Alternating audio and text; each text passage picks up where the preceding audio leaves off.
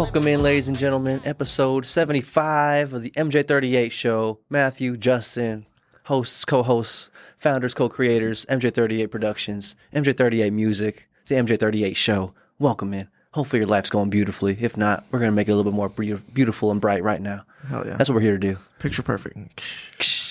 Da Vinci. Well, who's a famous photographer? I don't even know, like, famous photographers. I know famous painters.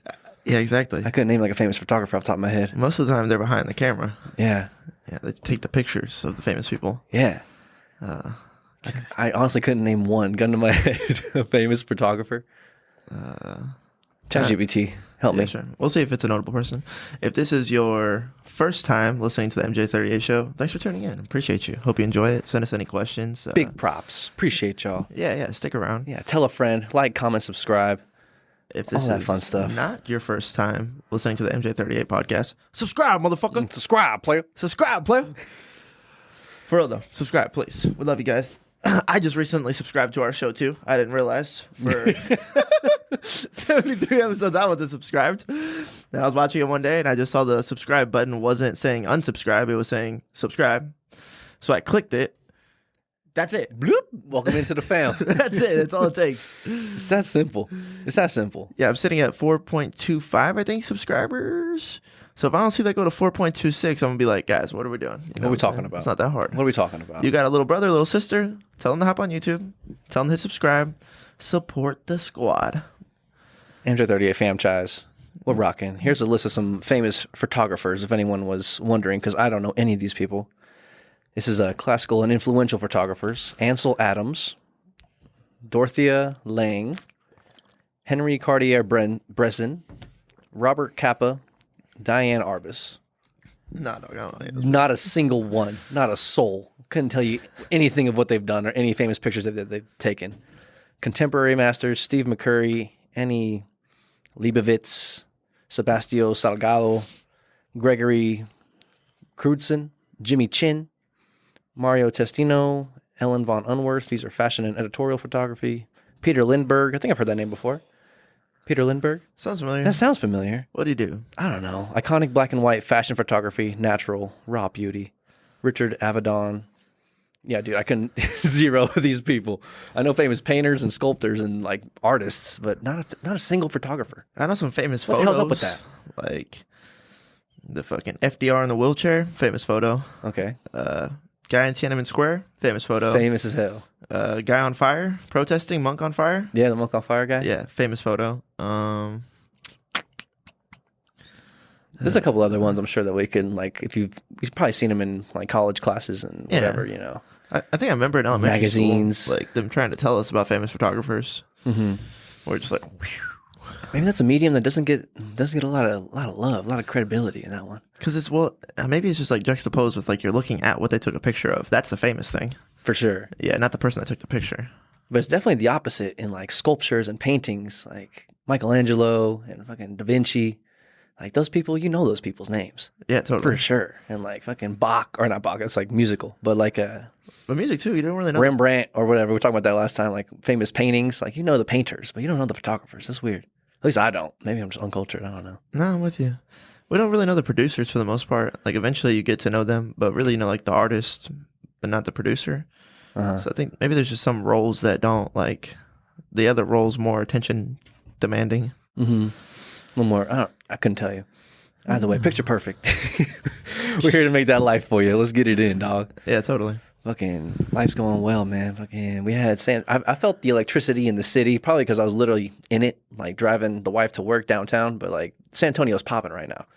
Today is the championship of the men's tournament, Final Four. Now it's the Final Two championship game tonight. It's gonna be Florida and Houston. Yeah, University of Houston, Texas squad.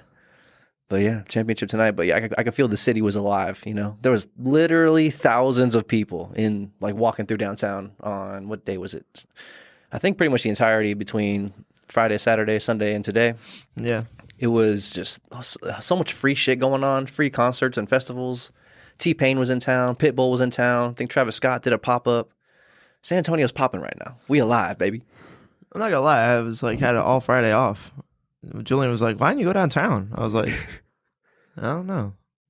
Could have. It was a fucking madhouse, bro. You couldn't find parking even if you wanted to. Yeah, true. Yeah, I don't know. It is electric in the city. Happy for the city. I felt it. Really cool stuff's going on. Yeah, Charles Barkley, Shaq, Kenny, and Ernie, TNT squad, they're all downtown. They're like staying in the hotel. My wife works at a restaurant.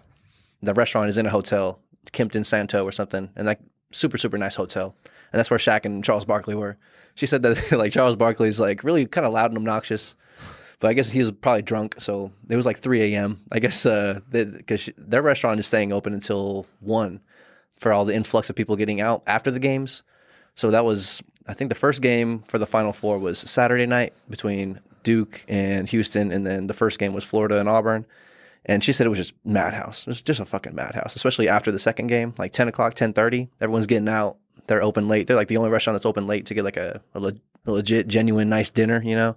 I'm sure there's a whole bunch of little smaller restaurants or taco trucks or whatever the fuck, just kind of definitely open and available. But like if you want like a nice steak dinner at midnight on a Saturday night, that was the only spot you could go. Nice. And like, yeah, she said that she left super late. She got there at 4. She didn't get out till like 2:50. And she like there were still people there after her.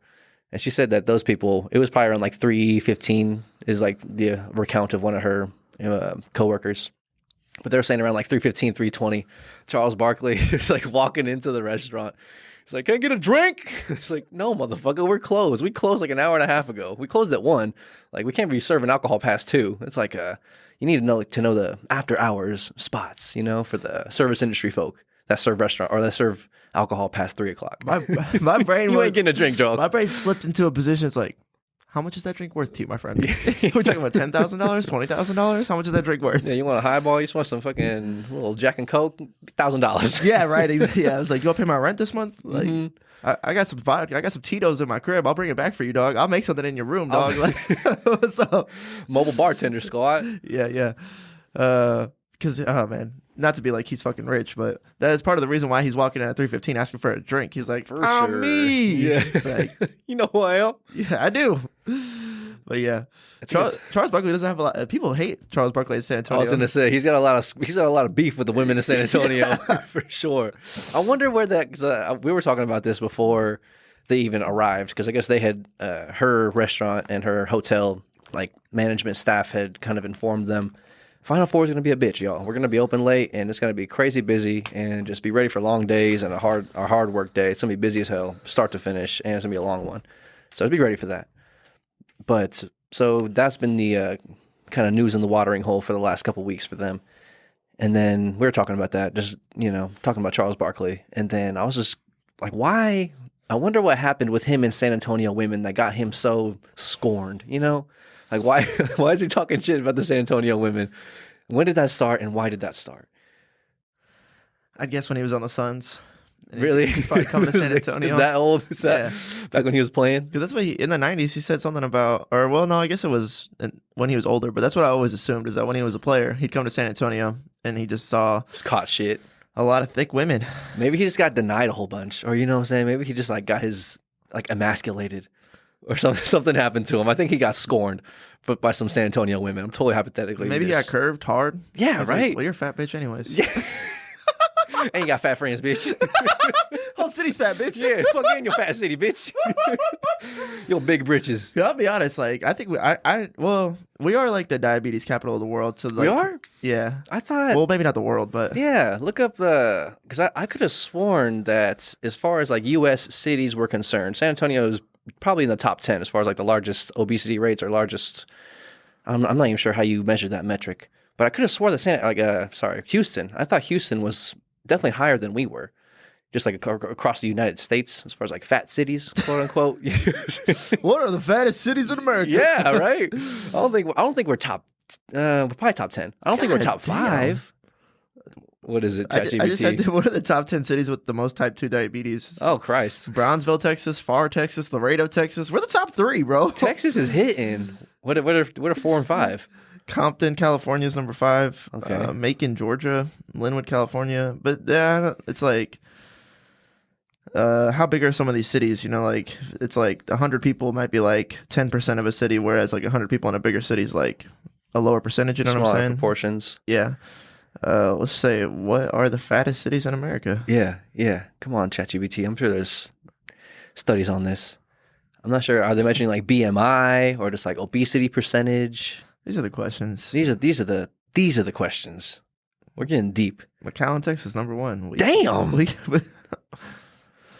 But no. Okay, let me just type in. I've heard San Antonio. Charles Barkley says we got some fat bitches in here. But I've also heard like you know like the doctors that come in like to do like pharmaceutical stuff. Yeah. Like I've heard like several times them make like colloquial anecdotal jokes about like San Antonio being like a super obese, high type 2 diabetes. We eat terribly here. Like the percentages are skewed for San Antonio for their information based on like national information for their drugs sometimes, you know what I'm saying? Yeah. One of the most obese cities, or that the type 2 diabetes rate's really high. Yeah, so I think it's also Charles Barkley wrote this for it. I think it's a Charles Barkley personal story thing. I think he just got his manhood questioned, or he got swerved, or he got embarrassed, and something happened. He got scorned. He got bitten by some women here in SA. Maybe when he was a player for the Suns. Maybe when he was an announcer and they came here for some Spurs game, whatever it was. And he just got a bad taste in his mouth ever since. Okay, so we're the 13th most overweight city. See, it's not even top 10. Yeah. Charles, what the fuck are you talking about? There's a lot of cities there in the world, you know what I'm saying? It's a lot of cities. But and also if you look at like, because we looked at the top 10 cities for overweight, and it was like Brownsville, Pharr, Laredo, Macon, Compton, Linwood, Birmingham, Albany, Georgia, Edinburgh, Texas, Jackson, Mississippi. Like none of those places have NBA teams, so we might be like the number 1 NBA team city. Okay, where those players would go. Okay, that makes a little bit more sense. More than 16% of residents have type 2 diabetes, which is 6 percentage points higher than the U.S. average of 10%. What about Houston? I don't know why. I could have swore Houston was higher up in that list. Regarding Charles Barkley's comments, he has indeed made remarks over the years about the weight of women in San Antonio. His comments have met with criticism. It's important to approach these topics with sensitivity and respect, recognizing the complex factors that contribute to public health issues. Facts. Yeah, but okay, what about Houston? It ain't complicated, though. It's simple. I've heard... Get out there and start running, dog. Start fasting, dog. I think it's a cultural thing. It's like... We do have some barbacoa and Big Red. That's definitely a thing. That's definitely a thing here. I was going to say rice and beans, and I'm happy. I was like, that sounds terrible. That sounds really not... That sounds racially charged. I don't know. Barbacoa and Big Red's like the same example, but in a less racially charged light. Yeah, we love our soda. Love our tortillas. Love our barbacoa. Getting lazy with ChatGPT. Some birria. So what about Houston? I've heard it's a fat city too. Yeah. What the fuck, Houston? They know how to eat in Houston. They got some good restaurants out there, I'm pretty sure. That's like part of their culture, right? Or part of like what they're known for is having nice restaurants? Yeah, they're ranked 33rd. Damn. Okay, I don't know why. I thought that was... Maybe it was... Still so high, dude. 100,000 cities in America. There's a lot. 12.5 of adults in Houston and more than 13% of adults in Harris County are living with diabetes. National average is 10%. So yeah. But yeah, they eat well in Houston, you know what I'm saying? Yeah, I guess it's more fine dining, steakhouse type restaurants. I think they for the got most part. They got good grub spots too, probably. You know what I'm saying? I think they just like cook good food in Houston. They have a good culinary scene, from what I've been told. Like one of the best. Black folks make good food. A lot of black folks in Houston. Some soul out there. Yeah, for sure. That's what I've heard. I don't know. Some good ingredients. I guess I've never really been to Houston to like experience the culture or the culinary scene. I've only been there in passing a couple times. Yeah, true. I've never gone there and like fucking seen the nightlife. You know what I'm saying? Mm-hmm.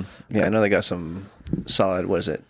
Vic and Anthony's or some sort of steakhouse, and they got Mastros or Maestros. They got a lot of stuff out there. Maestros, yeah, some like that. Spots. Yeah, it's all relatively the same. So man, yeah, maybe that is what it is. Maybe like San Antonio, as far as major metropolis-esque types of cities with a lot of population and a basketball team, San Antonio might be the number one as far as could be right up there. If I had to guess, like at one point in time, Charles Barkley was in San Antonio with his team, and they were looking for some women, and then wherever they were looking for the women, they saw a few obese women, and then Charles Barkley just started making jokes. And then the team started laughing. And then somebody was like, this is like one of the most obese cities in America. And he's like, I'm saying, look fuck around, fucking Charles Central of the world. I could have told you that. Yeah. And then it like turned into a bit, and then he probably had it in the back of his mind as this one time he killed, and then he was on camera one day and he was just like, I got a joke that kills about San Antonio. Yep. And then he fucking stepped on a landmine. Now he's running with it forever. Yeah. Or either that or he got curved hard and he's like, fam, fuck that city. Yeah, right. I'm gonna give it to him. That's what I was leaning towards, but I'm not sure. I would like to ask him, where did that originate? No smoke, no shade at all. Put him on the list. Charles Barkley. Get Charles in here. I want Charles and Shaq. That'd be a funny podcast. That would be great. But yeah, apparently Shaq is really cool. He's come through the restaurant my wife works at, I guess, for breakfast and stuff. And then, Charles has been there a couple times over the course of this weekend because they're hosting and I guess they're announcing or announcing or probably doing a broadcast. Yeah, broadcasting. Whatever. This not spectating. What the fuck is the word I'm looking for? Commentating. There we go. Commentating on some of the games. But yeah, I don't know. Couldn't tell you. But it was funny because whenever she saw him, she was like, "Oh, he's like." I thought he was gonna be because we had discussed it, and I had thought that he was like, he better come correct when he comes to San Antonio. Like he better be in shape. You know what I'm saying? Charles Barkley. Yeah. If he's not, he's gonna catch it, bro. Every which way. I don't think he works out anymore. Yeah, but she said she saw him, and he was not like a big guy. He's definitely like a large human, but he's not like the first thing you don't think he's like a fat person whenever you see him apparently. And I was like, okay, I bet he was hitting that shit hard before he got here. You're probably right. He knew what was gonna happen if he didn't come correct. Final Four on the fucking San Antonio this year. It's like, oh shit. He's like, oh shit, by April I gotta get it in, dog. Okay. Yeah, he probably does work out. We probably still work out when we're that old to some degree. Oh, absolutely. I'm never stopping until I'm like dead. Yeah. Until I'm dead, bro. Dude, what is it with? Do you see old guys in your gym at all? Yeah, I guess. How old? I definitely see like 60-year-olds for sure. Yeah, there's a lot of like 60 to 70-year-olds that are in my gym like earlier in the day. In the sauna especially too. And what is that? Balls hanging. Why, dude? I didn't even have to say it, bro. You know where I'm going. I had to pause myself. I'm like, well, I'm talking about genitalia a lot lately on the podcast. Is that a me thing? Maybe I should chill out. What's going on in my subconscious? But dude, just so many. And then like I was in the sauna. Just the last time I was in the sauna is why it's fresh on my mind. Got dick on the mind. Balls in the brain. I was in there with like 4 dudes and they were all like 30-year-olds, you know what I'm saying? I was trying to like, my legs were just, I cooked myself. And so I was trying to loosen up before I went and played basketball. Mm-hmm. And then this guy just like walked in, just like holding his towel. He's holding his towel. Just fucking letting it fly. Birthday suit. Yeah. Really? Yeah, just letting it dangle, dude. Really? Yeah. And then he's like, dude, that's in the locker room. I get it because like the sauna's in the locker room. But like if you're in the sauna, like I don't want your bare ass on the fucking same seat that I'm sitting on. Well, he like walks up to in between 2 guys, puts his towel down, takes a. I mean, you gotta like step up, you know what I'm saying? Yeah. So he steps up. It's just all like hanging there. It's hanging. We're all just sitting there like looking everywhere else. And then like sits on his like. How old is this guy? Golly, rough guesstimate. 65, 68. Okay, he's having a hard time walking around. Pushing 70. And then sits on it and then kind of. Pulls it over himself. I'm like, dog, let me teach you something my stepdad taught me when I was 10. Wrapped around. Fucking bloop, bloop. Like, you're good, bro. You know what I'm saying? You learn that one time. You no longer have to flop your way through life, you know? Yeah, there's no reason for that. It's like there's something that happens in their brain. I don't know. They just don't give a fuck anymore. Is that what it is? It's geriatric. And it's like, I don't give a shit. Dude, it's just like, bro. That's crazy because I would never go in the sauna naked. Dude, I see it all. If I go in the mornings, it's like a ton of just, and like even when they're coming out of the shower, they're just like throw their towel over their shoulder, walking through the locker room, get to their locker, taking a sweet time. Yeah, dude, and I'm just like, there's like locker room etiquette. You know what I'm saying? Yes. Like the other day, I was like. We can get back to Final Four, but my locker, I came out of the shower, towel around my waist like a normal person. There's a guy who's like getting dressed like right next to my locker. So I'm like, oh, excuse me, bro. Grab my stuff and then just like pull it out of the locker and put it like on the other side of the bench, give us some space, you know what I'm saying? Yeah, very cordial, very, very normal human behavior. And there's a moment of exposure every time where I got to like take my towel off, put my underwear on, you know what I'm saying? Yep, there's always going to be that little brief moment. Yep. And when I was a kid, you could super easily just like have your towel around your waist and put your underwear on like underneath your towel. Completely under the towel? Yeah. It's like an easy move. But it's a less of an alpha move. I think to confidently say for this 10 seconds, my wang is in the public view. The glory. All my glory. And in my shame. Yeah, all of it at the same time. So like just to be like, you know, it just feels more proper just to like accept that that's what's going on for a second. Yeah. But like the guy who was changing, he's like got his back to the locker and his face to the mirror. And then I've got my back to him because he's changing. But I'm looking at the mirror and he's also looking at the mirror? Yeah. Okay. I was just like, took out my towel, look at him. All right, bro. So I put on my underwear, look at him. What the fuck? I put it on the rest of the way.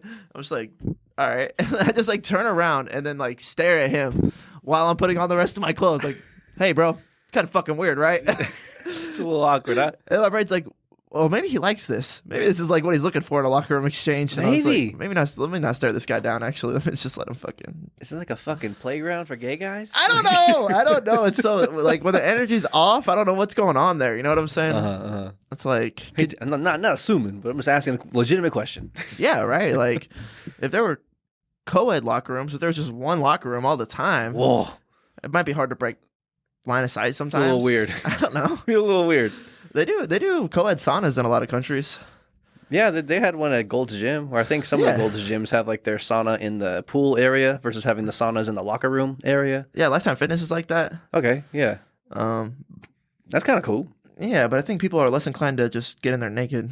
Yes, much less inclined if you're not in the locker room setting. Yeah, the sauna's a little bit different if it's not in the locker room. Mm-hmm. I don't know, man. Maybe gyms were different in the 50s. Who knows? I couldn't tell you. Love a sauna, though. Fucking love a sauna. But the old people's complete lack of towel is just so weird to me. It's such a common trope that people know about. You know, it's a joke that someone makes and everyone could be like, I know what you're talking about.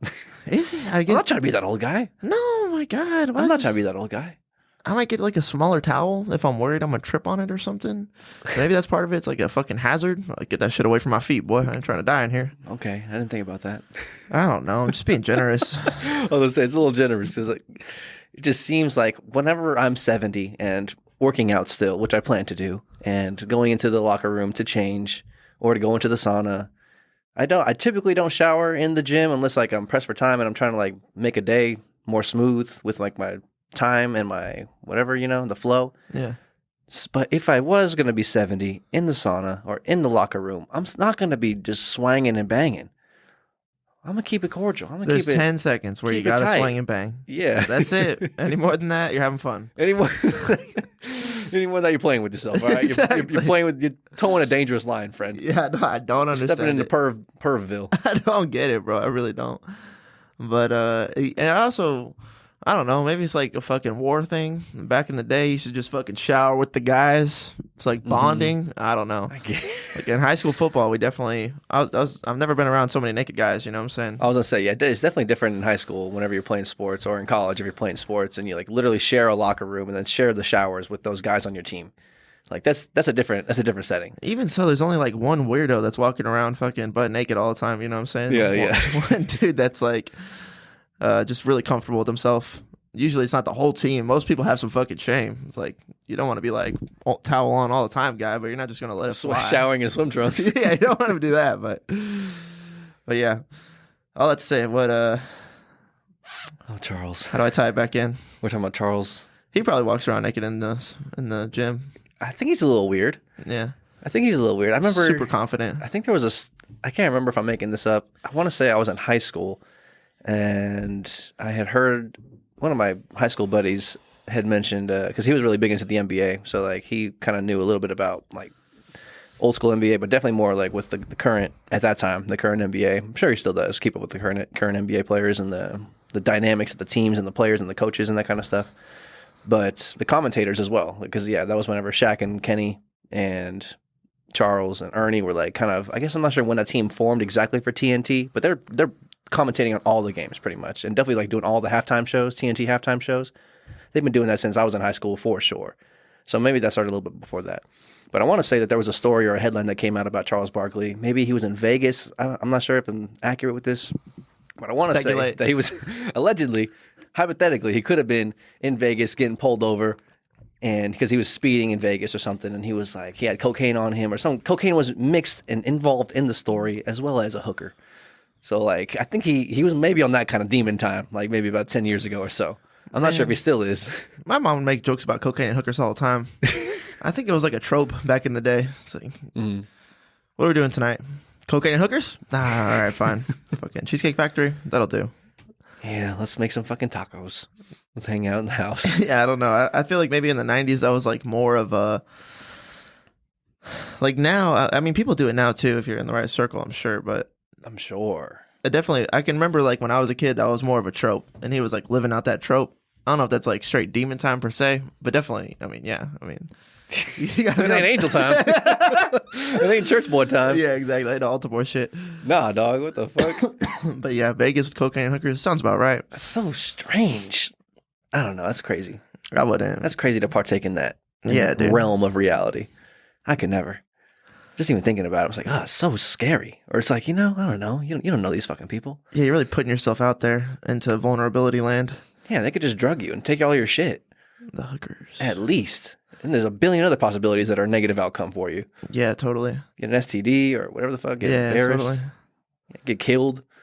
Yeah, plus, like, then you paid for sex. It's like, I think you lose clout. That's not cool. Metaphysical realm for that. Yeah. Yeah, totally. That's not cool. That's not cool. It's not cool. But, like, I think that rich people live in, like, a different state of mind. At what point does that happen? Or like, at what dollar amount do you enter into the rich person? I hang around people that do weird shit all the time. Type of energy. Probably like $1 million a year, 500,000, 500K a year. And then you're starting to hang out with some fucking crazy rich motherfuckers with crazy cars and crazy cocaine parties and Diddy parties and shit. I don't know, man. I'm not saying that everyone makes a lot of money and does all that kind of stuff, but yeah, you kind of have to make a lot of money to be invited to that kind of stuff. You know? Yeah, true. Right. Like if we came up off of fucking YouTube, we wouldn't just like automatically start hanging out with people that were doing that stuff. Like you got to choose that at some point. You know what I'm saying? For sure. I don't know. Sometimes I see people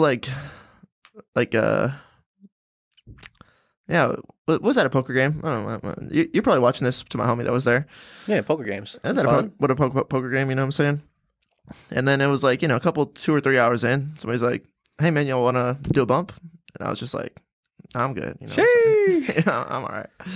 But then the other people that were just like chill, normal, regular people, it's like doing a shot almost. Like, yeah, dog, a little bump, sure, why not? Yeah, have a beer. I've seen that happen like 2 or 3 times in my life where it was just like all of a sudden someone's like, "Hey, you want to do some drugs?" I'm like, well, if it was a blunt, I'd probably hit it in a different time frame of my life, not right now, but like a couple of years ago, if someone was just like, "Hey man, you want to hit this blunt?" I'm like, "Yeah, sure." But like, yeah. Fuck yeah. But doing a bump is just like a different line to cross. And then there's probably some people out there like, "No, that guy's a fucking pussy."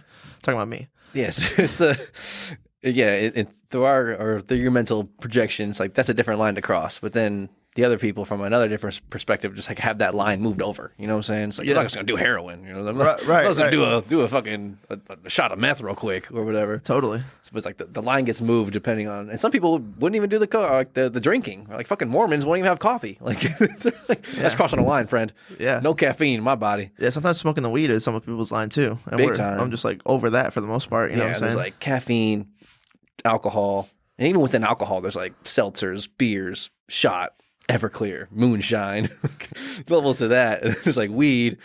There's different types of weed. There's just fucking smoking a joint, smoking a blunt, like hitting the fucking gravity bong. That's what I was doing a fucking dab. Yeah. Like, doing eating a whole chocolate bar edible. Yeah. It's like the psychedelic realm. And then it goes into like cocaine. And then just like the line just keeps on getting pushed out and pushed out, pushed out. So everyone has like a different threshold. Where's my hard stop? Where's my red line? Where's my fucking highlighter, neon yellow? That's a line. I very obvious. Can't cross that one. Yeah, totally. Because I've been like, sure, let me take that Adderall. Yeah, right? Give some of that Vyvanse, boy. I need to focus. Yeah, I've had some good days on Vyvanse. But productive days. Yeah, it just feels so good. It's like cleaning is like, feels awesome. Being productive is just getting you high. Yeah, totally. Just feeling great. But Coke for me is like, I've experimented a couple times. Am I gonna get canceled? I don't think so. Even Am I get fired? I don't think even so. Vyvanse and Adderall is like coke technically, or Yeah, whatever. for You know what I'm sure. saying? As far as like an amphetamine. It's totally. But yeah, I didn't enjoy it when I tried it. Like, it felt weird in my nasal, my throat. That's the thing. That's another thing. Like having to snort something, Yeah. smoking something, and drinking something is a little bit different. But any other form of consumption is a little bit weird. I thought the Vyvanse felt better too. Like, I didn't feel fucking like whoosh, limitless. You know what I'm saying? Yeah. I was like, okay, I guess I see why people do this. You know what I'm saying? But I watched Goodfellas, bro, and that kind of like turned me off to cocaine because like you could see someone be like, whoosh, whoosh, and like crash their whole life. You know what I'm saying? Like, and also I've been like, I just remember in college there were times where I'd be like fiending to smoke some weed. She's like, I'm having a bad time because I don't have weed money right now. Like, and then I could just imagine that the coke version of that is like so much worse. You know what I'm saying? Yeah, and a lot more expensive. Yeah. My dad would always be like talking about, thank God you don't have a coke habit. Like that'd be, if you were, you could end up owing someone $1,000. Easy. No telling what you're gonna have to do to make up that $1,000, boy. Easy, Like, boy. oh, God, it's scary. Be careful. Fuck around. Yeah, totally. It's a different animal. Totally, dude. I don't really. I mean, I'm sure there's a bunch of good old boys out there, a bunch of people who are bosses of other employees that spent a couple years doing a couple bumps here and there, going out with their friends, Yeah. dancing at the dance halls, doing a little sheep slop. Yeah, trying to stay awake.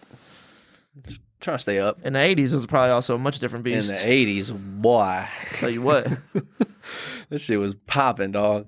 Yeah, but also a ton of coke. I mean, I don't know if I just watched too much Dr. Phil, but a ton of coke has fentanyl in it. I'm not really trying to fuck with that either. Is that just like something they mix into it to Yeah. make it like more volume to have more Yeah, because like if you like to cut it? if you have like 100% pure coke, I guess it's like fucking amazing. But then sometimes you have like you're gonna sell like 79% like pure coke, and that's like still good enough that you'll get sales. But what you could do is you could cut it all the way down, and when you cut it, you get more, right? Yes. So like you cut it down to like 50% coke and have like way more coke, but then put like maybe like 5% fentanyl in, and then it'll feel closer to 90% coke because it's just like such a high, and you just like can have way more product because you cut it so much. Yeah. And then sprinkle in the fentanyl to make them feel high. But then like if someone fucks up, or like let's say the fucking baggie doesn't The dosage isn't quite right, or the proportion in this one particular baggie is a little bit off. yeah, then you could like OD, like happen. Easy. Shit happens. Yeah. My uncle OD'd on fentanyl, but it wasn't Fuck. like from coke, but it was like medical. He got a shot. I don't know if the story's true because it just sounds, as I get older, I'm like, is that what happened? That was the narrative whenever you were 12. Well, or apparently whatever. what happened. Well, yeah, exactly. Apparently what happened was that he was chilling in his couch watching Goodfellas. Actually, that was Really? weird. Yeah, that was weird. Actually, I Whoa. just tripped out.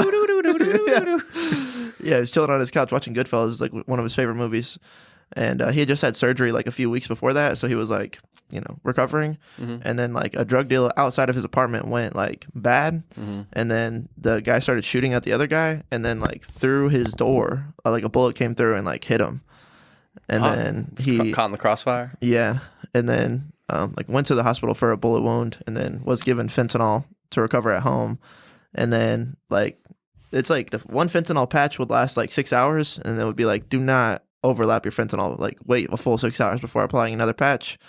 And I guess he was like at like 5 hours, and he's like, fuck that, I don't want to be sober, like I'm gonna slap this one on, take this one off. But then he just OD'd. Damn. Yeah, That's wild, bro. It sucks. it sucks, bro. So it happens, you know what I'm saying? Oh, for sure. People OD all the time. Yeah, dog. So coke's just not worth it in my mind. Find an Adderall plug. A doctor. Tell me you can't focus at work or can't focus at school. Dude, Adderall's just slippery slow, bro. Because that shit's addictive too. For sure. Yeah, the fiend level the next day is pretty high. You're like, oh, I want to feel like that again. Yeah. Homework sucks. I don't want to feel tired, and I want to feel good about being productive. Yeah, totally. And like feeling productive in and of itself gets you like a natural high, when like you have shit on your to-do list and then you do all of it and you're like, man, that feels good. And then like amplify that by 20. And then amplify that feeling by 20, and the ease of which the energy it takes for you to do it is like super, super easy entry level now. It's like you don't have to muster up a whole bunch of fucking like, all right, here we go, to like get it started and do the dishes. You're just like doing the dishes before you even know it. Yeah, Scrubbing the floors. it's awesome. Yeah. I don't want. That's why I stopped taking pre-workout too. Though was like, I hate when there's like a feeling of like, I really love doing this when I'm on pre-workout, and I really hate doing it when I'm not on pre-workout. So like, I kind of need pre-workout to do it. Fuck that. Fuck doing it on the regular. I don't wanna, The dependency starts to kick in. yeah, dependency scares the shit out of me. For sure. So like, I mean, I smoke the vape all the time, but that's like, I know that's where my dependency exists to some degree. It's like I could not do it if I wanted to. The problem with nicotine is it's like super addictive, and the withdrawal like hits pretty hard. But like we're fasting from. Yeah, I think you want to talk about that, right? Yeah, for sure. Just fasting in general. I'm sorry, I was evaluating my openness with my podcast. But yeah, like I'm not smoking weed right now. And I usually like to Delta 8. Yeah, true. Whatever. There's not much difference if you want me to be like real PC. I legitimately only buy stuff from legal smoke shops for sure. Yeah, there are legal smoke shops here in Texas. Yeah. There are plenty, I promise. Yeah.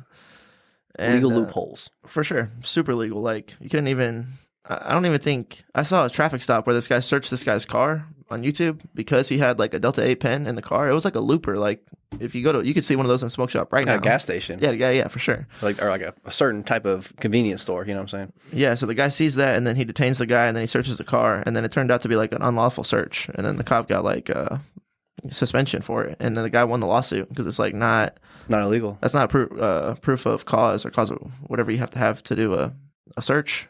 It's a reasonable cause. It's like that's not even reasonable cause because it's legal. Yeah. So it's like searching your car because you have a vape on you, or like one of those vapes that you literally can buy at pretty much every gas station. Yeah. So anyways, I like to do that before I work out. If I'm gonna make some music, you know what I'm saying. I super responsible with it as far as it goes. So yeah, but like my dependency gene, like I was able to like stop that like easy. You know what I'm saying? I didn't even like really. There was like a couple moments where I'm like, fuck, I need to do something with my hands because I'm like getting a little antsy. Yeah, for sure, just a little antsy here and there. But I know that dependency thing, that addictive personality trait, like exists in my system. So I try to like keep it localized somewhere. You know what I'm saying?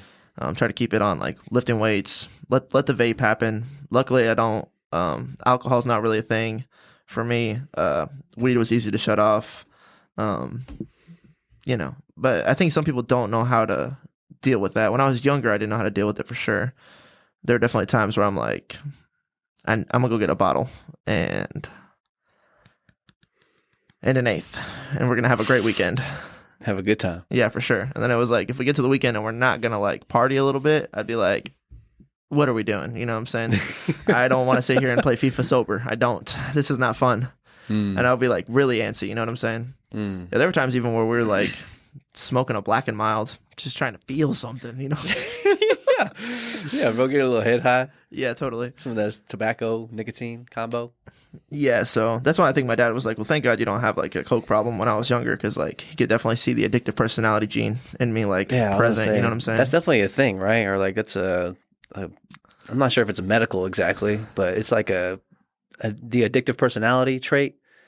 Like people have that, right? Or is it like a real say thing? It conversationally all the time. Yeah, right. We say like, I'm not sure if it's like a psychological thing that's like we can identify it in somebody, or like we could do a DNA test, or we could see like, oh, yep, you got it. Like you got it right here. Yeah, they're definitely like in alcoholism. Like you're way more likely to suffer from alcoholism if your parents. If it runs in your family. Yeah, right. That's a real thing for sure. Right. So I think that's where it comes from to some degree. It's like if someone in your family has an addictive personality, it's like you got to be kind of careful because it's likely that you have the same thing going on. But I don't know if that's just like the sins of our fathers. You know what I'm saying? Being passed on for 7 generations. It's like you watch someone not have a lot of discipline. It's like you never like received discipline visually when you were a kid. Yeah, I guess the question is it like a mental thing, or is it like a DNA hereditary? We could point it out, like we could see this shit genetically. What's that, ChatGPT? Because I've definitely heard that. I'm sure everyone's heard that term, like addictive personality trait. I think Joe Rogan even classifies himself as someone who has addictive personality trait. He's like, that's why I don't want to play golf, because I will dive into that bitch head first and I won't come out. It's like whenever he was playing pool, he's a stand-up comedian and does commentating for MMA, UFC, but he says that he was playing pool at a certain point in his life, and whenever he was getting really big into it, he was doing it 8-10 hours a day. And I did the same thing for like playing video games, you know what I'm saying? Getting addicted to a video game, or being like so immersed in it and just wanting to do it all the time. Yeah, totally. It falls in the same trait, right? Exactly, right? Yeah. So I'm not sure if it's a real. ChatGPT How says, real like, is that? exactly what we're saying. It's like the idea of an addictive personality trait is not a scientifically proven as a distinct standalone personality trait. While it's a popular term in media and casual conversation, the scientific and psychological communities generally do not recognize addictive personality as a formal diagnosis or well-defined as psychological condition. Here's what the science actually shows. Multiple factors influence addiction. Genetics is one. Some people are more biologically prone to addiction. So that's kind of what we're pointing at. It's like, there are some genetics that would make you. If it runs in your family, if you have an alcoholic in your family, like your grandpa or your great grandpa or grandma, whatever, like you are more likely to be addicted to alcohol than someone who doesn't have any alcoholics in their family. Totally. Environment, so like trauma, stress, peer pressure, where you're growing up, what are they doing every single day? What's around you, literally. Yeah. Some people live with their grandma and their grandma smokes weed like every single day. Some people live with their dad and their dad gets drunk every single night. You know what I'm saying? Mm-hmm. So my exposure, just like seeing, just what you see. My mom has 2 siblings, so there was 3 kids in their house growing up, and then both of their parents smoked like a pack or 2 of cigarettes a day. Mm-hmm. And so like then my mom was like, I don't want to be like that. Turned off like it. Yeah. Completely turned off to it. Yeah, shit's fucking gross. Is like my mom's mentality. But then my aunt and my uncle, they smoke like 2 packs of cigarettes a day. Picked it right up. Yeah, exactly. So it's like, I think you can go either way with environment. Yeah, what determines that? Because I've heard Tony Robbins use the same exact example of like an alcoholic in the family. Like there's 2 sons, and then one of them like ends up just like the dad, and the other one is like, I'll never be like that. Yeah. It's like, what happens there? I don't know. And with your mom, same exact example, pretty much. Yeah, no, I feel you. I think it's if you, I don't know. Like for instance, sometimes, so my dad's really neurotic, and it says to like, certain personality traits may be linked to addiction, like impulsivity, sensation seeking, neuroticism, which is defined as high emotional reactivity or anxiety, and then nonconformity or rebelliousness. So like, my dad's like really high in neuroticism, and then I grew up always being like, I don't want to fucking be like that. But I think maybe it's like, if you don't have that personality trait and then your parent has it super heavily, then maybe it can be like a deterrent. You know what I'm saying? Mm-hmm. So I guess like maybe, or also what I'm thinking too is like if my mom was high in neuroticism, which is high emotional reactivity, and then that would like make her really grossed out by watching her parents smoke. Whereas like my aunt and uncle might not be high in neuroticism, which is like, that means that they were more likely just to follow suit instead of being grossed out by it. So I think like your personality traits might like affect how you receive it. You know what I'm saying? Yeah. Impulsivity though, I don't know what charges that. You know what I'm saying? Mm-hmm. Some people are more impulsive than other people. Yeah, maybe that's kind of linked to neuroticism in a way, or maybe just like the big 5 personality traits. That's probably the one that would be the closest, easiest bridge to jump to. Emotional sensitivity, reactivity. Yeah, it says like conditions like ADHD, depression, and anxiety also increase the likelihood of developing addictive behaviors. And then it says it's not about one specific personality, but rather how various personality traits and conditions interact. So I can see that too. Like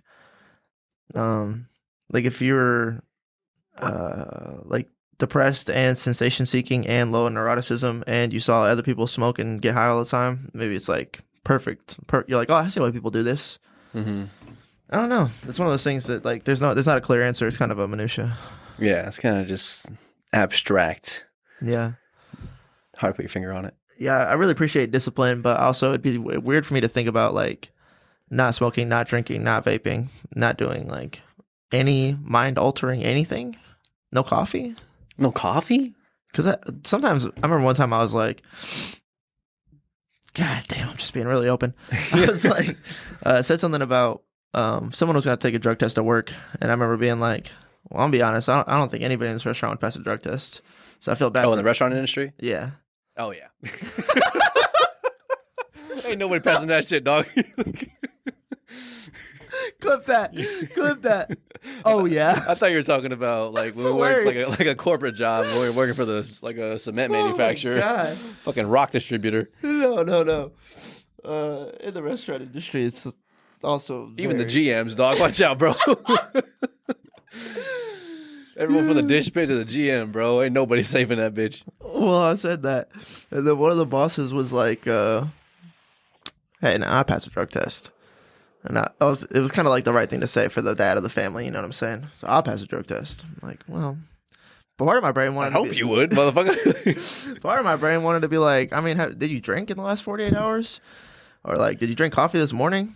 Like, do you take vitamins? Like, what kind of drug test are we talking about? You know what I'm saying? It's like drugs. Like, what's the difference between like taking like a double shot of espresso or hitting the Delta THC 9, THC 8 pen right before you work out? It's like they're both like mood alterers. Yeah, you know what I'm saying? For sure.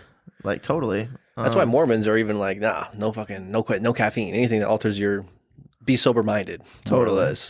And then like, yeah, this person was getting into me with it because I was having like a very stressful day at work. And then this one chick was like, I had told a couple people, I'm like, this shit is fucked right now. And this one girl was like, let's take a deep breath together. And I usually do that with other people. So I'm like, okay, let's do it. You ready? On you, whenever you're ready.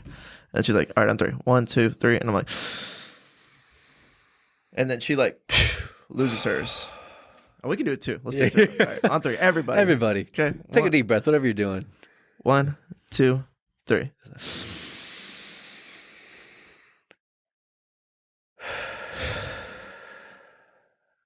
That'll reset things for you right there. There you go. Yeah, that's nice. Nice. That felt good. It did feel good. Felt great. In the story, she just lets out her breath while I'm still on the uphill. Okay. And then she's like, my lungs aren't as good as yours. I'm like, well, I'm fasting from smoking extracurriculars right now. So it's a skewed perspective. And in that moment, I guess I, to some degree, assumed that she probably did extracurriculars. Okay. She never told me. She just worked in a restaurant. No, I'm just kidding. That's it. That's all I needed to go out on a limb. And then she was like, well, yeah, but I don't fucking vape and I don't drink. And I was like, okay. I was like, do you drink coffee? She's like, no. And I was like, okay. Do you, I was like, first, I wasn't fucking coming at you. Like, yeah. Goddamn. You're not on trial here. Yeah, like, relax. Like, we're taking a deep breath. What the fuck? How did we go from like one of the most calm things we could do in the world to like this bickering? What the fuck? Yeah, totally. And I was just like, in my own mind, I was like, so your body's just a temple then? Except for the trees you climb sometimes. It's like body's just a temple. And I was just like thinking that like some people take like a clout, like a pride, like I don't do none of that. Moral high ground. Yeah, moral high ground moral about superiority. Is that valid? Do they have a moral superiority? I don't know. I guess because that's the thing. I think I've said it before, but like the idea of drug, you kind of were touching on it a little bit earlier. It's like that a drug is, we label drugs as like physical substances, like alcohol is a drug, like nicotine, meth, like cocaine. All those things are like drugs. But then also like whatever alters your mood, whatever like throws you off of your homeostasis, and homeostasis could be just like sitting in a room and just like breathing, meditating. That could be just like pure zero. Like you're chilling at net even right there. You're just completely, you wake up out of a sleep, and then like when you're sleeping, it's probably like net zero. And then like whenever you're meditating, you're like pretty close to that. So then anything that would throw you off of that net zero, whether it be like, it doesn't have to be a physical substance, is kind of what I'm pointing to. Like as far as a drug, something that alters your mood. You could be like someone who likes to get angry at people, or likes to get like combative, or likes to get in arguments, or likes to make people feel sorry for you, or whatever. Like those things are drugs in my mind as well, or like mood alterers. Yeah, I think to make you feel a certain type of way. I agree with you on a very woo-woo level. Yeah, totally. I'm here with the woo. A good song changes my state of mood. Yeah. You know what I'm saying? Yeah, going to rock concerts or going to fucking EDM. Exactly. You could go to EDM and not do any drugs, and you're kind of on a drug. You know what I'm saying? Yeah, it's on a high just from the music. But I think in a court of law, they would make the argument that we're talking about ingesting things. Like, so if going to a rock concert gets your rocks off, like that's legal for what we're talking. That's being a human. You know what I'm saying? We're not saying be a fucking mashed potatoes and be all bland. It's fucking plain. Yeah. It's like, I don't know why that's just be a potato. But anyways, is there like an immorality to like ingesting something to like change your mood? Like, people drank wine since like the fucking... Yeah, Jesus turned water to wine for the wedding he was at. For the people. To make a vibe. And it was great wine. For the vibe. The best wine for the vibe. Yeah, that's a great argument. Like, I don't think that. I think being a drunk is like talked about in the Bible is not a good thing. Not a good thing. But I think like drinking wine, like becoming inebriated, having a good time. You know what I'm saying? Like, that's like I think part of this. You know what I'm saying? Yeah, it's just part of what's going on here. I think that happens in the story of Noah. I want to say after he like saves everybody with the ark. I'm pretty sure he is. Maybe I'm not sure which one of his children. Maybe his youngest. Yeah, this popped in my head too. Right, like one of his children found him like passed out after he drank a whole bunch of wine. Yeah, and was like kind of shaming him and like giving him shit for it. But he just like saved the fucking world. Yeah, and it turned out it was shameful for the son to try to put that energy or put that moral superiority over his own father. I think we just cooked him, dude. Yeah, it was like to stare at your parents, to stare at your father naked. Like, that's what it was, because he was naked as well. Yeah, it's like that was not cool, bro. It's like that's you. Like you should have seen that he was passed out naked and been like, oh shit, let me like give him his time. Let me go do my own thing. You know what I'm saying? Not to walk in and be like, the fuck is this, huh? So yeah, I get it. Because I've done something similar where I've been pissed off at my dad for being drunk, and like on some level, it's like not your life, bro. You know what I'm saying? There's other levels where it's like, is your parent... It's different. Yeah, totally. There's levels and layers. Totally. But I think on baseline level, we could say that like someone getting like responsibly drunk, like worked all week, Friday night, getting hammered. It's like, as long as you're not like driving, abusing people, if you're just like tipsy. Enjoying yourself. In your cups. Come on, man. You know what I'm saying? That I don't think we're talking about anything wrong there. Yeah. Yeah, I don't think so. So that's just like, I guess it comes down to a personal philosophy with that. Because some people, I guess, are trying to be as pure as perceivably possible. Yeah, body's a temple, and I get it, but there's a rigidity there that is like mentally impure, in my opinion. It's like if you're too rigid about what other people are doing with their life, it's like that's not a good energy to be on. Yeah, because who are you? How hypocritical are you being too? You know what I'm saying? Like, do you really do absolutely nothing, and like to the point where you're like being uncool? It's like having a glass of champagne when you're celebrating something dope. It's like, that might be the right thing to do. You know what I'm saying? Get loose, like hang out, chill. You know what I'm saying? Celebrate. Chilling. Yeah. And also if you can be like, not for me, but you guys like have a good time, man. I'm just like, I used to be an alcoholic, so I'm not doing it tonight. Like, I respect that too. There's like a respectable mode of behavior for everybody, you know? But I think like casting the judgment at all is pretty fucked up. Yeah. Yeah. Yeah, it can't be throwing stones. Come on, bro. Can't be doing that shit, man. That reminds me of or just talking about this type of conversation reminds me of I forget the guy's name. You may have seen him. He's been on multiple podcasts, and I think he was on Duncan. I think he was on the Duncan Trussell podcast recently. And I think he was also on Your Mom's House with Tom and Christina.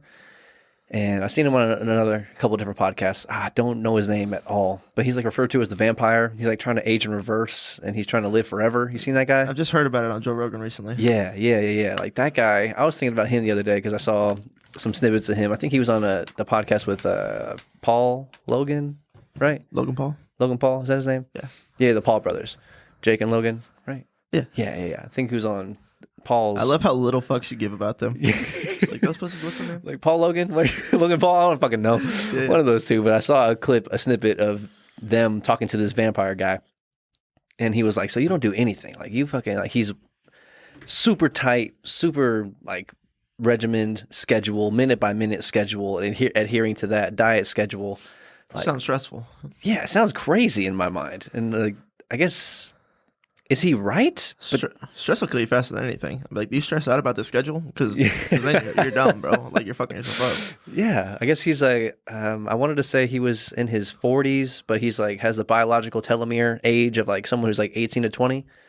So he's like aging in reverse to a degree, and he's like super health conscious, skin conscious, diet conscious. In the back of my mind, I'm thinking like, where's that come from? Like, you're trying to live forever? Like, you're not going to live forever. You are going to die.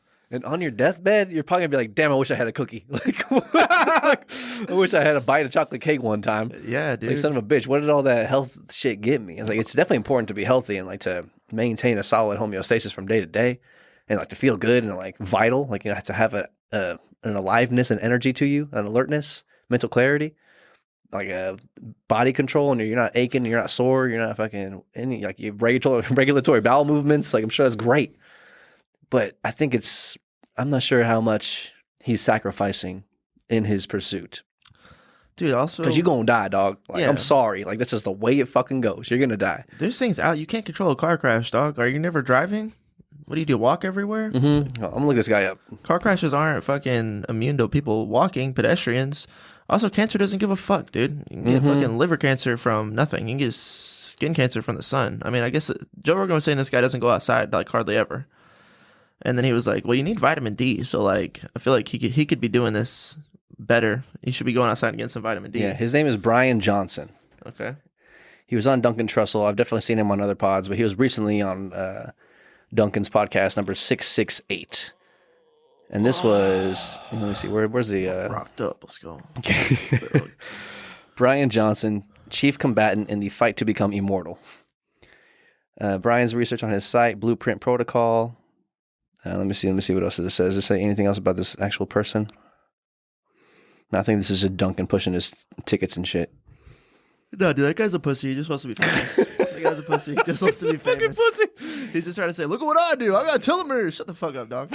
So you know what's clout worthy? He's going out into chaos. I got telomeres. Fucking stepping into the realm of I don't know what the fuck's going on and coming out a champion every fucking day. Wouldn't it be tragic if he just like dies in a car crash or a plane crash or some shit, bro? I think ironic would be a better word, but yeah, there you go. It'd be tragic too. It would be tragic, but definitely ironic. Because it's like, that's what I'm saying. What are you inviting? You can't. Like you're trying to like outwit human nature. Exactly. And, like, the thing that's going on here is that we're dying. Like maybe all of his pursuit is like just stems from an internal like devastating fear of death itself. He's not willing to accept death at all. So he's like doing everything he literally possibly can within his human resources to negate that. Yes. But you lost already, bro. Yes. Like you're gonna die. I promise. It's not a proper mode of behavior, bro. It's not realistic. You're gonna die. Totally, you gotta embrace it on some level. You gotta live like you're dying, not literally every single second. Like I'm dying the next second, but it's like how do you integrate that into what you're doing? It's like less fear of death, more acceptance of this is what happens. You know what I'm saying? Don't be fucking reckless, but don't be a prude either. It's like he's not accepting the truth of reality. He's like you're gonna have to die. But I guess he wants to stay healthy. That's one thing though. If like you're just trying to be a healthy person to the best of your ability, but like I think he's doing he's taking to the utmost extreme possible, and just not accepting the reality of that you're gonna die, bro. Yeah, I'm sorry, but you're gonna die. Like a deathbed mentality is like something I think is important. Like I have that within myself, and that's definitely kind of pushed me to do this music shit and to do this podcasting shit, and to take the risks and to like put in the work.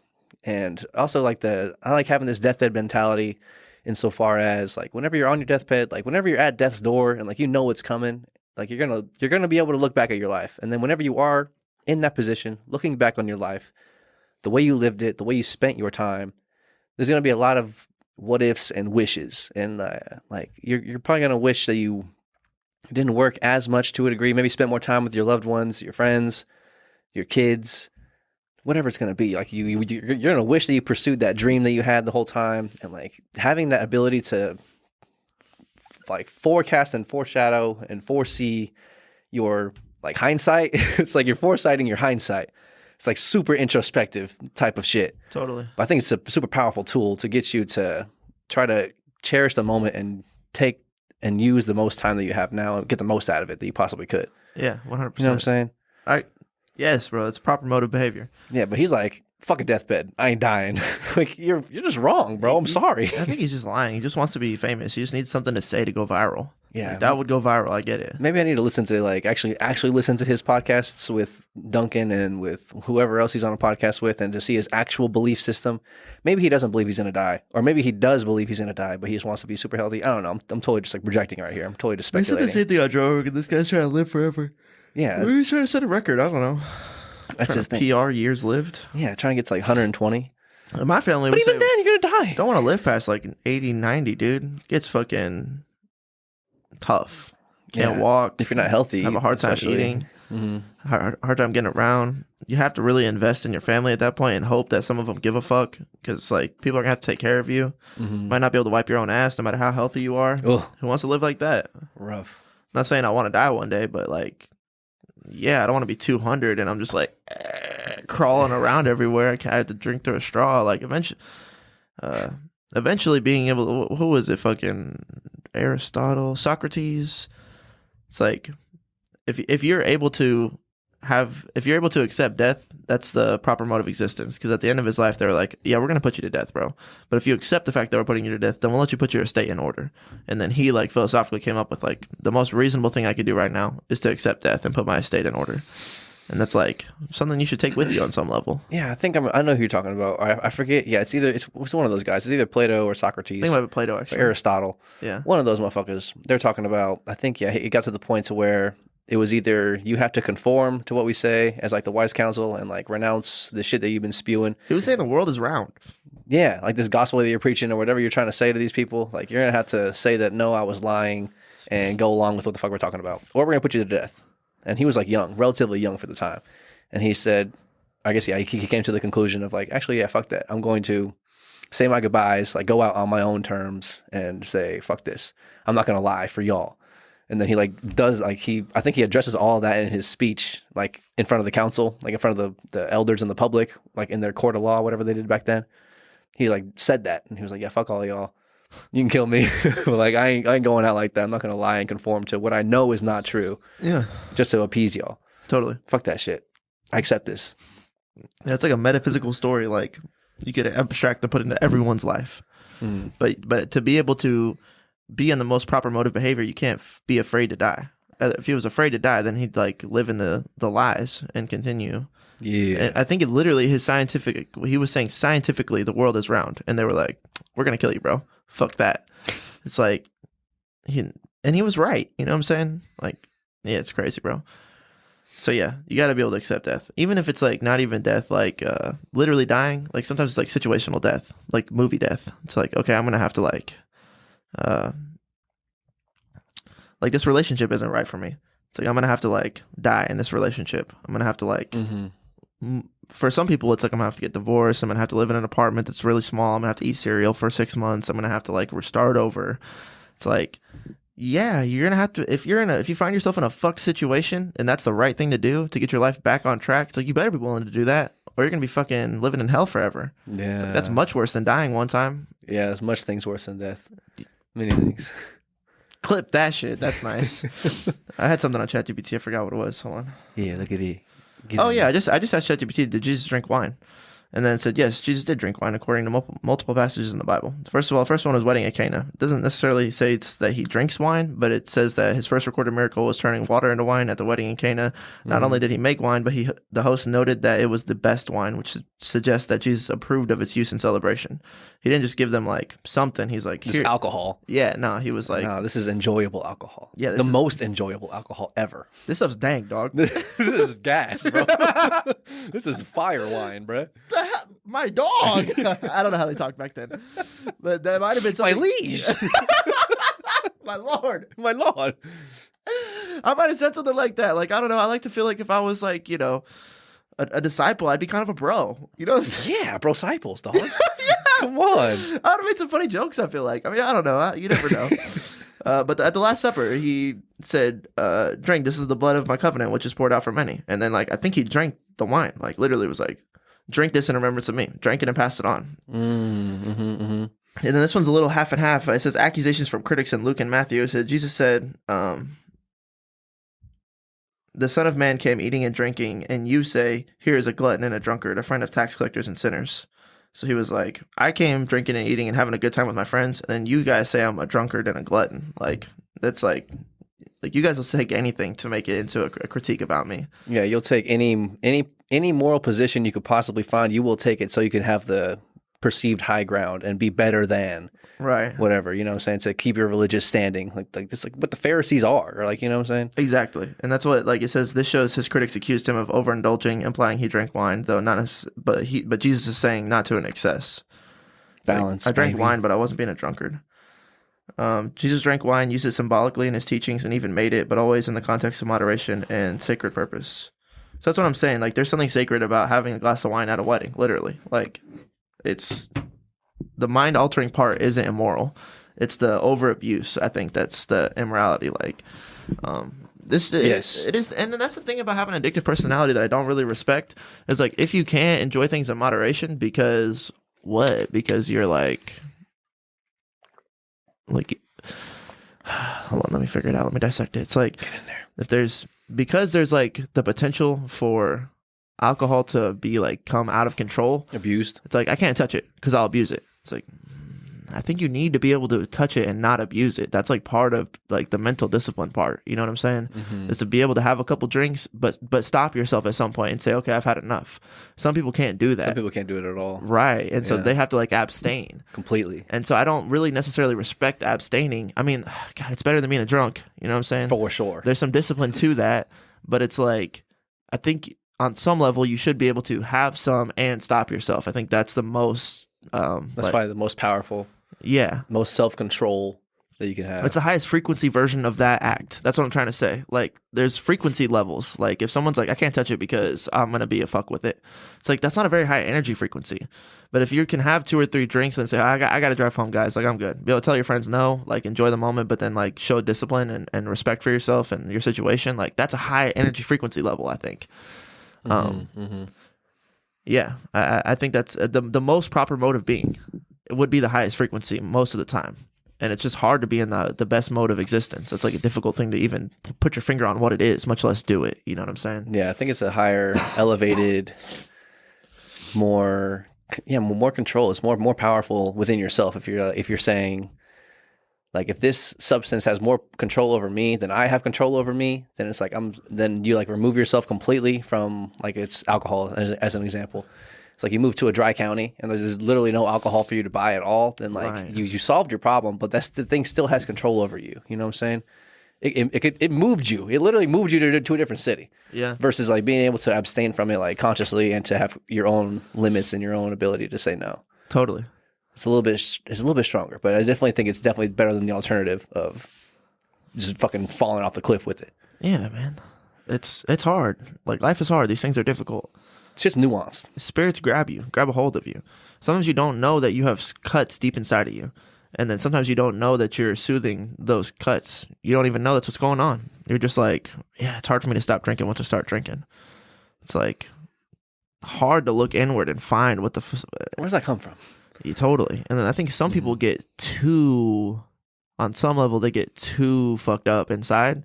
And it's like they can't look inside and even find it. It's like they've blinded themselves to it to some degree. I think that's why psychedelics are dope, because it kind of puts it right in front of your fucking face. But some people can't take the psychedelics. Like, I don't know if you get to a point where you're too far gone. Maybe. I just seen people struggle with it at a high level before, so I don't know what they would need to work that out. Do we have time to talk about one more thing before we run out of time? Yeah. Did want to talk about fasting as a whole. We're on maybe talk about Bible wine stuff. We're fasting right now. I've got this one friend that, and I don't trust his judgment very much at all, to be honest. Okay. Because like asterisk. At one point in time, like, you were getting married, and then this dude was like, "Oh man, feel sorry for that guy. Fucking. What a sucker. Marriage is a fucking scam, bro. You're an idiot. Fucking idiot." I was just like, shut the fuck up, is what I wanted to say, because I'm like, you don't. If you really knew the situation of Justin getting married, you'd be like, it's a North Star. Okay, it's like that. I'm trying to go that way right there. Like, true love does exist. Like, good people can find each other. People can be good for each other. Appreciate that, bro. Let's go. Yeah, dude. Fuck yeah. Dog. Like, yeah, dude. 100%. So like, just looking at someone that you know and be like, oh, you're getting married. What an idiot. I'm like, maybe when you got married, you were a fucking idiot. But like, if you took some time to get to know what the fuck is going on in their life, it's like, that's the good kind of marriage. You're throwing the baby out with the bathwater, bro. 100%. 100%. So then this friend also heavily criticized fasting in the same kind of sense of throwing the baby out with the bathwater. More or less was like, oh man, I know a bunch of people, it's like they fast, and then like as soon as the fast is over, then they're right back to getting drunk. It's like, what's even the fucking point of like just stopping something you shouldn't be doing just so that you can start doing it again as soon as Lent's over? But I've also seen really spiritually sound people, allegedly, air quote, you never know, right? But people that I deem to be spiritually sound, that was definitely like what they put out as their persona. Yes. And they said the same thing. They're like, I don't really believe in like giving things up for Lent, because it's like you're going to get something up for Lent and then you're just going to start doing it as soon as Lent's over. And then they were like, I kind of like to more to try to pick something up for Lent. Let me start doing something because then maybe I can keep doing that when Lent ends. And I'm like, I'm with it. That's cool. Well, I'm not gonna shit on someone who I fucking in the public space. I don't really want to shit on anybody in the public space. It doesn't really go over well. Yeah. But I'm like, in my heart, I'm like, dude, like, I think that it's worthwhile to give something up for Lent. I'm like, Jesus died, bro. Like, he died. So, like, to sacrifice, like, hold on. First, he was crucified. Okay, you know what I'm saying? He didn't just die. Like, we fucking killed him. Nasty, brutally, horribly. Yeah, the most horrible death at the time. Publicly humiliated him. That could possibly be perceived. It's probably the most ever. Not just at that time. Like, crucifixion's like the worst kind of death punishment that's ever existed. Electrocution's a lot faster. Like, I saw this one Easter, like, crucifixion, like, what happens to you is that, like, first of all, your shoulders break. They, like, you're like this, and your shoulder breaks. So now you're hanging from broken shoulders, okay? Then your fucking rib cage. Your ribs, like break into your lungs. Yes. And so you slowly start to bleed into your lungs, which means you're suffocating, right? So you're suffocating, you're hanging on broken limbs, and they fed Jesus poison too on top of that. Yeah, poison wine or some shit. Poison wine. So he's being poisoned. He's got a crown of thorns on his head. After he's been beaten. He's that means it's like also like constant pain because anytime he moves, he's feeling something stab into his head. Yeah. He can't breathe. He's hanging by broken limbs, and he's slowly suffocating at the same time. Right? And they're all laughing at him and like calling him fucking names and stuff like that, like shitting on him. Brutal, dog. Terrible, bro. So if somewhere in the line somebody says, hey, during this time frame spiritually, what we like to do is just kind of like sacrifice something in like the name of the great sacrifice that Jesus made for us, I'm like, sounds cool for me. I'm down. I'm with it. I'm with it, dog. I don't know if like that's why I can appreciate fasting. But then I also just saw something recently on Instagram where it was like, the Bible says to fast. It's like, when you fast, remember Jesus. It's like, when you fast, do this. It doesn't say like, if you fast or should you find yourself fasting. It's like, when you fast. Like, implies like it's not an option. You know what I'm saying? And like, I don't know if maybe you could just fast from, should you just fast from food? Like that's what a fast is a lot of the times, or like as far as intermittent fasting or fasting is definitely food related for sure. Totally. And then another like point that the friend that throws the baby out with the bathwater made was like that he knew people that did Ramadan, right? Where they would fast from sun up to sundown. Yes. But then as soon as the sun goes down, they eat like gluttons. You eat crazy. Crazy, dog. And he's like, what's the point of that? What the fuck are you even doing? And I'm like, okay, yeah. So he's in the same type of argument with a different religion now. Yeah, right. And I'm like, look, bro, like part of fasting is like, there's points where your body is like, I want it, give it to me. And then your spirit has to say, no, like I'm doing this for a higher cause, for a better reason. And like part of fasting as a whole is just to tell yourself, to show your body that your spirit is what's in charge. That like my mind and my body can crave, demand all of these things, but like I'm the one that's in charge. I'm the fucking general. And it's like, I know you need help. I know you want us to send rations to the front line. You guys got to thug it out a little longer. And like, there's something powerful about that. And I not me. The religious text is what says that. I just agree with it. You know what I'm saying? Yes. And so yeah, I'm not fucking. I gave up THC. Why? It's like maybe it's not great for me. Maybe it is. I don't know. But I knew it was like something that would be kind of difficult to give up, that I had felt in the minutia. A different friend of mine, I just asked him colloquially. This is the question I'd ask my friends. Hey, what's the next thing that you could do, adopt, change about your situation to take yourself to the next best version of you? Like, what's that next hurdle you got to jump? And he's like, give up smoking weed. And I was like, why would you do that? That's a weird step to take. I don't think that would like help me be a better version of me. You know what I'm saying? But also it represents different things for different people. Big time. He uses it to distract himself, to not think about the things he should be doing. He's like, I got to take the layer of distraction away so that way I can be more focused on what I should be doing. It's like, I don't use it for that. I use it to have a more enjoyable workout. Boost creative flow. Boost creativity. You know what I'm saying? Sometimes to like de-stress. Stress isn't good for you. You know what I'm saying? Yeah, relax. Yeah, it's like, I know what's going on in my life. I know that there's points that cause anxiety, but I don't want to feel that all 24 hours of every single day. Maybe sometimes I can just like let go of some of that anxiety so I can have more good thoughts come to the surface. So they could be stronger maybe the next day. Yeah. And so, but because in my relativity, this friend had just said I would give this up, and then my other friends were saying we're giving up Delta 8. I was like, okay, maybe that is what I'm going to give up. Actually, it feels right. You know what I'm saying? Mm-hmm. And yeah, I didn't give up drinking. So like I've drank a couple times during Lent. I don't normally do that. And then I wonder, I'm like, is this any different than like what I said I'd give up? And I'm like, yes, it is. Yes, right? For sure. Especially for me, or because it's like if I give it, like giving up alcohol to me is like not hard at all, and that's the point of the giving it up. It has to be somewhat difficult to give up. Yes. It's like, yeah, if I was giving up alcohol, that's a super small sacrifice, very very small sacrifice. It's like the runt of the sheep litter, you know what I'm saying? Versus like the biggest beefiest sheep that you got. Yeah. It's like it's not really a worthy sacrifice. It's like super easy. I drink like once or twice a month. Totally, it's not hard to give up. Totally. And did I use the alcohol to kind of like do that thing that the Delta 8 used to do for me? It's like maybe on some level, yeah, but it's not like it's just not the same. I didn't give up easing my fucking stress. You know what I'm saying? I gave up like a habitual, like I guess you could call it a habit. You know what I'm saying? Yeah. So then, final thought of discussion was this friend was more or less saying that, yeah, like he didn't say this, but you could extrapolate. Yes. As soon as Lent's over, Matthew, you're going to go right back to doing that thing that you said was worth fasting from. Is it even worth giving it up for a little bit just because you're going to go right back to it? I'm like...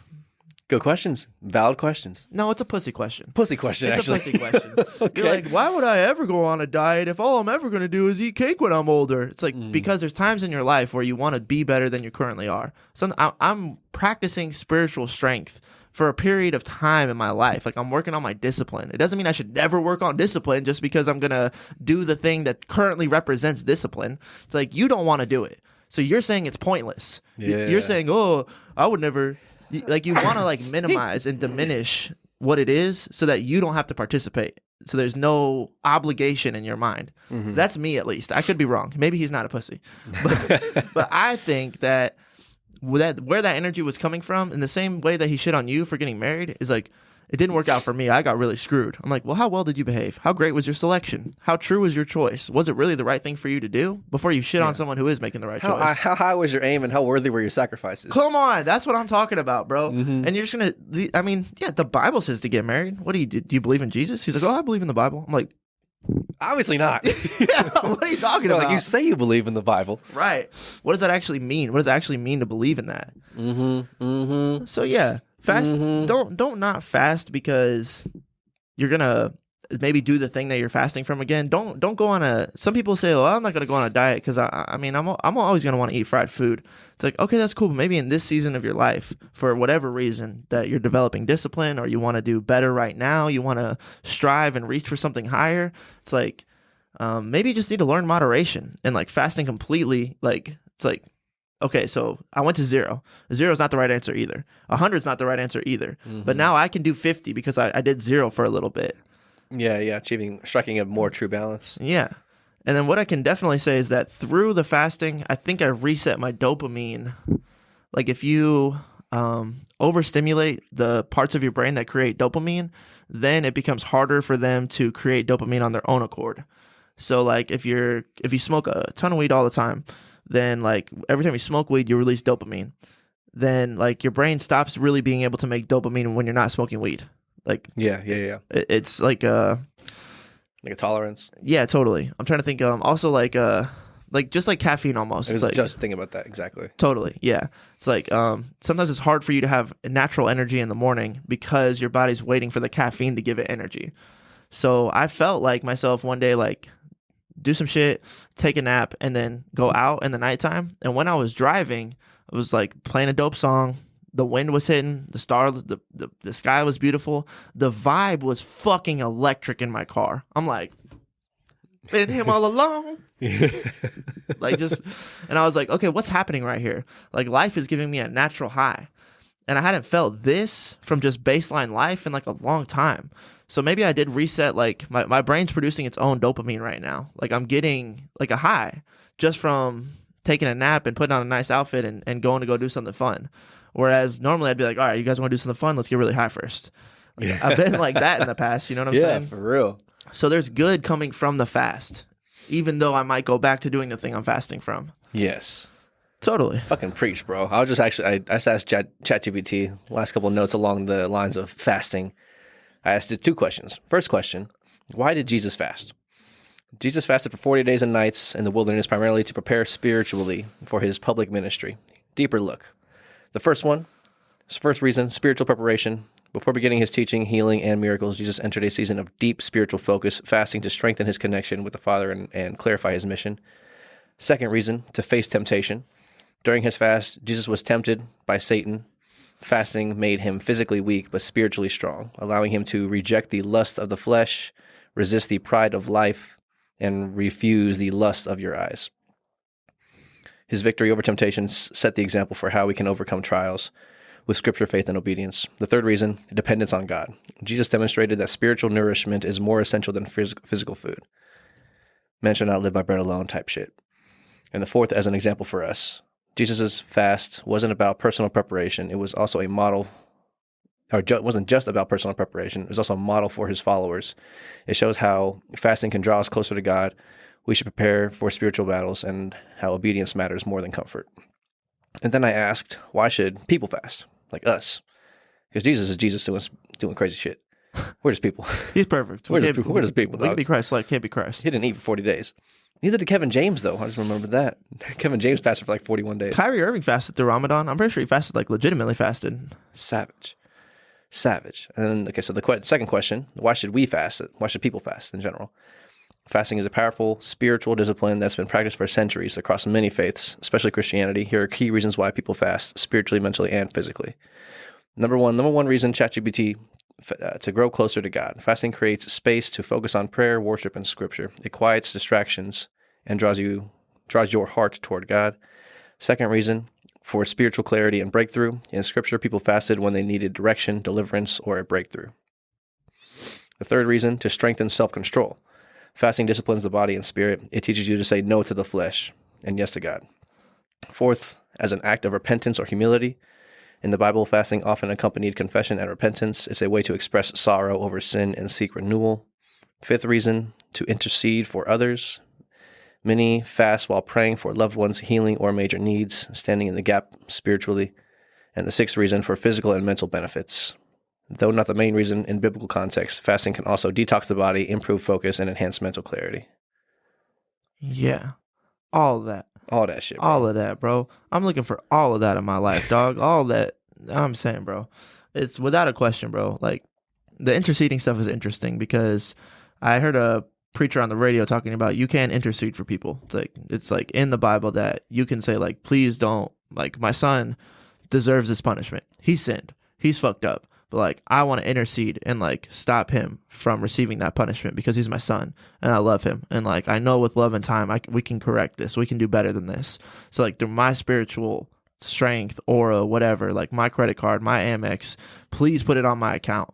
And then, like, to hear that people would fast in the name for interceding for someone else's punishment to try to, like, stand in the gap, like I said, like, that's hard. That's crazy. There's probably times, if you know 10 people, one of those 10 people in their life probably would have a moment in their life where they'd like to intercede someone else's wage of sin.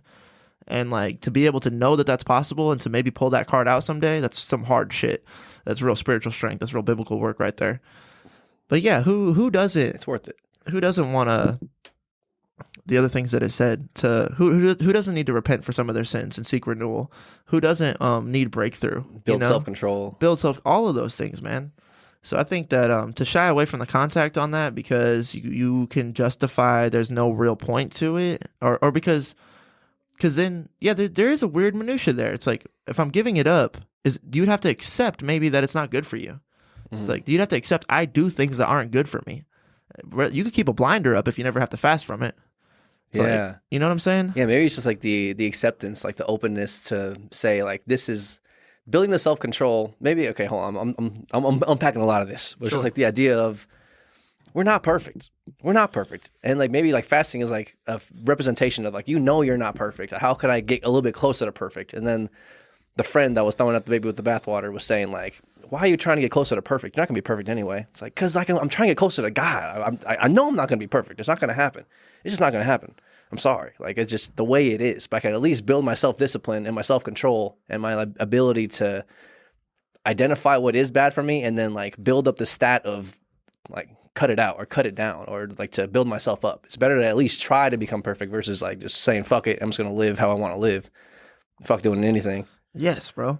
Yes. And just to be able to telling my body that I'm in charge. That's the other thing too. That's big. Like, just because I might start doing the flesh, dog. Right. Just because I might do it again in 2 or 3 weeks doesn't mean that I didn't show my body like, hey, when I want to fucking stop, we're going to fucking stop. I'm in control here. Yeah, you know what's up. Like, I'll put an end to this shit.